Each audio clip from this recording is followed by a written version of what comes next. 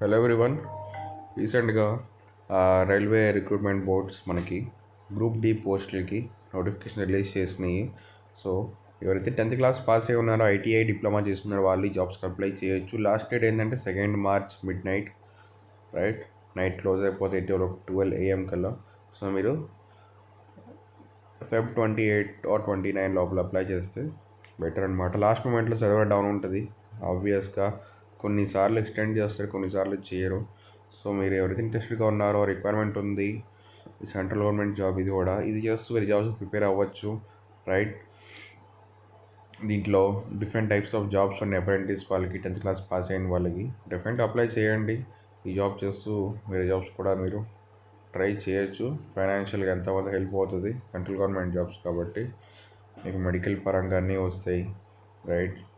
PF వస్తుంది, right? So benefit అవుతుంది, right? So salary తక్కువ ఉందని ఇగ్నోర్ చేయొద్దు. ఇది అప్లై చేయాలంటే మీరు ఏం చేయాలంటే rrbapply.gov.inకి మీరు లాగిన్ చేసి రిజిస్టర్ అయ్యి అప్లై చేసుకోవచ్చు. ఒకసారి రిజిస్టర్ అయితే రిమైనింగ్ అన్ని ఫర్దర్ నోటిఫికేషన్స్కి మీరు అప్లై చేయొచ్చు. ఇప్పుడు గ్రూప్ డి మాత్రమే వచ్చింది, నెక్స్ట్ ఇయర్కి క్యాలెండర్ వచ్చింది ఆల్రెడీ రైల్వేస్ది.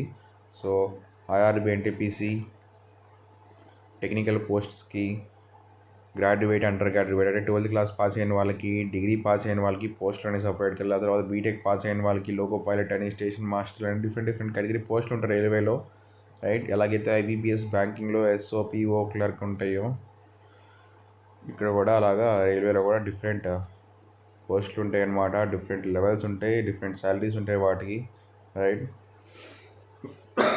మీరు అప్లై చేయొచ్చు వీటికి. సో మీరు నేను ఎక్స్ప్లెయిన్ చేస్తే యూజే ఉండదు లాస్ట్కి. మీరు ఎట్లయినా వేకెన్సీస్ కోసం నోటిఫికేషన్ ఓపెన్ చేసి జోన్ సెలెక్ట్ చేసుకోవాలి. సో జోన్ స్పెసిఫిక్ జాబ్స్ అనమాట ఇవి.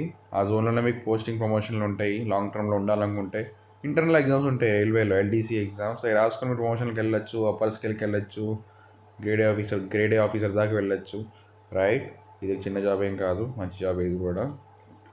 ఇంజనీర్ చేస్తుంది, ఎవరైతే టెక్నికల్ నాలెడ్జ్ అంటే ఐటీఐ డిప్లొమా చేసిన వాళ్ళకి. సో rrbapply.gov.inకి అప్లై చేయొచ్చు. డీటెయిల్డ్ ఇన్స్ట్రక్షన్స్ దీంట్లో ఉంటాయి అన్నమాట వేకెన్సీస్ గురించి. ఫర్ ఎగ్జాంపుల్ ఏమేమి పోస్టులు ఉన్నాయో మీకు చూపిస్తాను లాస్ట్లోకి వెళ్ళి. సికింద్రాబాద్ జోన్ ఓపెన్ చేసి, సో ఇదొక సికింద్రాబాద్ జోన్ ఇది, రైట్? ఇక్కడ మల్టిపుల్ పోస్టులు చూడండి. Assistant bridge, assistant carriage and wagon, assistant operations electrical ఉంది, AC, flat P way, assistant P way, track maintainer. So ఇవి మంచి జాబ్స్. ఇవి కూడా టీమ్ లాగా ఉంటుంది. ఇక్కడ ఒకళ్ళే వర్క్ చేయరు, ఇండివిజువల్గా 4-5 మెంబర్స్ గ్రూప్గా వర్క్ చేస్తారు.